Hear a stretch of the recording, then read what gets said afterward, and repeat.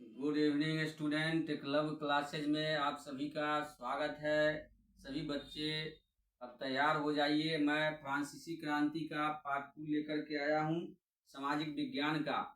जो फ्रांसीसी क्रांति क्यों हुई थी, इसके पीछे क्या कारण था, उसके पीछे कारण था आपको निरंकुश एवं अयोग्य शासन और संसद की बैठक। यानी आपको जानकारी होनी चाहिए कि 175 वर्षों तक नहीं बुलाई गई थी।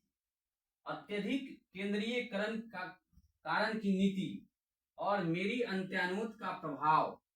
जब लुई 16वां की शादी होती है मेरी अंत्यानुत से, तो वह बहुत फिजूल खर्च जो है अपना है ना खर्च करती है अपने, और अपने ही चाहने वाले को वह क्या है अपने है ना यानी संसद में वो रखते हैं, जिसके कारण से वहां की जो जनता सब होती है, जो सभी लोग वहां पर परेशान हो जाते हैं, जिसके कारण से यह फ्रांसीसी की क्रांति 1789 में होती है।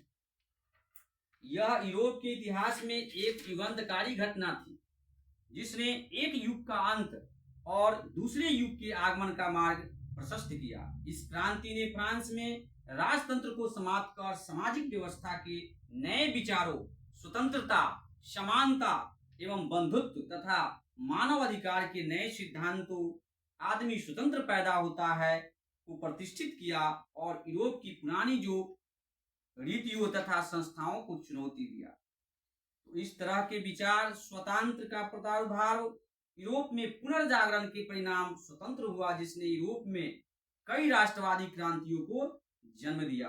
तो क्रांति का मतलब जैसा कि मैं बता चुका हूं, क्रांति का मतलब क्या होता है, जब प्लान करके और अचानक बदलाव लाता है उसे ही क्रांति कहा जाता है। और इसकी शुरुआत 1789 में हो चुकी थी। इसके बाद है संवैधानिक राजतंत्र।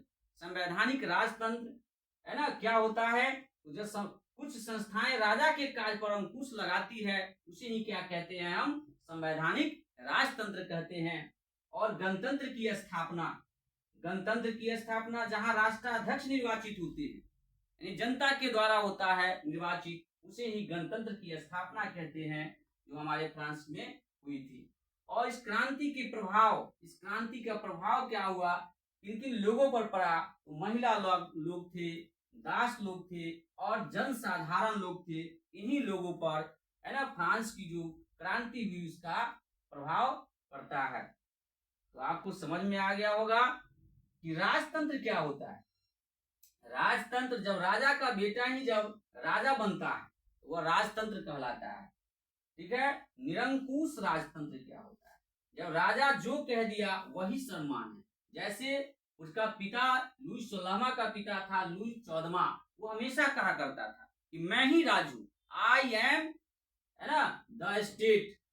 यानी सन 1614 के बाद 175 वर्षों तक कोई बैठक ही नहीं बुलाई गई। उस देश का क्या हाल हो सकता है। ठीक है। और है संवैधानिक राजतंत्र, यानी कुछ संस्थाएं राजा के कार्य पर अंकुश लगाएगी, उसको हम क्या कहते हैं, संवैधानिक राजतंत्र कहते हैं।